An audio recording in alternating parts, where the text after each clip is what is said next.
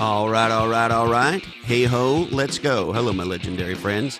Thank you for joining me for this short episode of Legends and Losers Unlocked. Today I wanted to shine a light on an awesome article and a fascinating article written by Irving Wladawsky-Berger in the Wall Street Journal, August 31st, 2018. We will link to it in the show notes at legendsandlosers.com. And the article is headlined, Silicon Valley Myths Aside, Time is on the Side of Aging Entrepreneurs. So pretty much the whole time I've been in Silicon Valley, which is well over 20 years now, the common thinking that I have heard is that being a tech entrepreneur is a young person's game. And I even had, at one point earlier in my career, one of the top venture capitalists in Silicon Valley say that it is a young man's game, and that essentially all the great startups are started by men 35 and younger. And I remember being pretty surprised at the time. So Irving talks about that, and he talks about how the media celebrates the Steve Jobses and the Bill Gates and the Zuckerbergs and Sergey Brin and Larry Page and so forth, who were in their 20s, Bezos being 30 when he founded Amazon.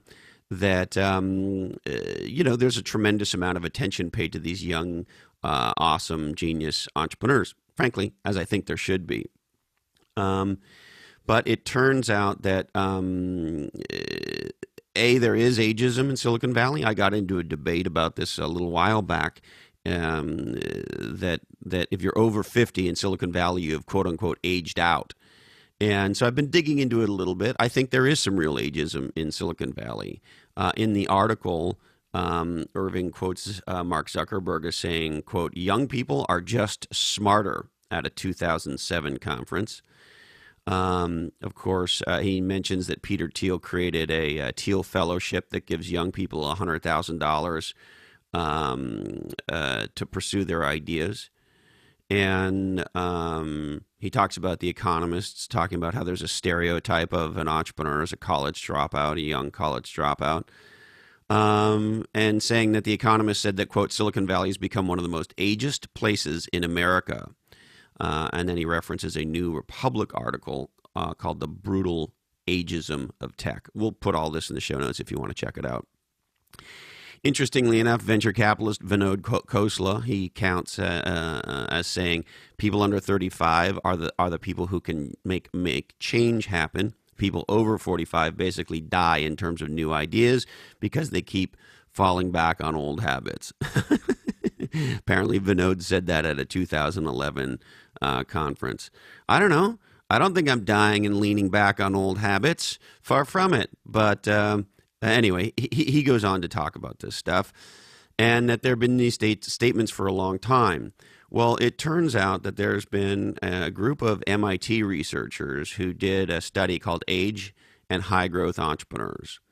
And they broke down high growth oriented startups, companies that were in the high tech sector, companies that received VC backing or owned some kind of a patent.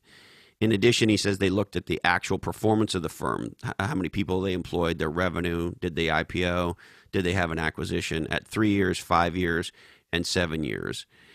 And that produced a pool of 35,000 potential high-growth firms that they looked at over time. And Irving does a wonderful job of summarizing the paper's key points in his Wall Street Journal post. So let me summarize Irving's summaries for you. Maybe we should call this episode, Christopher Lochhead Reads to You Important Parts of the Wall Street Journal. Anyway, here's what it says. Most successful entrepreneurs are middle-aged, not young. The mean age across all 2.7 million founders that they looked at in this data set was 41.9, so let's call that 42. The mean age of high-tech founders is 43.2, and of VC-backed founders is 41.9, so let's call it 42. He says for the more successful startups, those at the upper tail of the employment growth, that is to say companies that created the most jobs, the mean founder age is 41.8. Again, I'd call that 42. And for the top 10%, top 5%, top 1%, and top 0.1% of the upper tail in growth, The mean founder ages are 41.6, 42.1, 43.7, and 45, respectively. And he mentions that the mean founder age of startups with a successful exit through IPO or acquisition is 46.7. And so that's really stunning and interesting. And look, it kind of makes sense. I was a young entrepreneur. My first business failed. Now, that's just my own focus group of one. But I've been a lot more successful as I got more experience. And I think that tends to be true. He goes on to say something pretty interesting. Quote, founders in their early 20s have the lowest likelihood of achieving a successful exit, and a founder at age 50 is almost twice as likely to achieve a successful exit than one at age 30. So, look, I think this is just telling us what a lot of people already knew, which is, look, it's awesome to be a young entrepreneur. When I was a young person, entrepreneurship was a way out for me of a life of struggle and provided an incredible career path. And if you're a young person wanting to be an entrepreneur, go for it. Absolutely.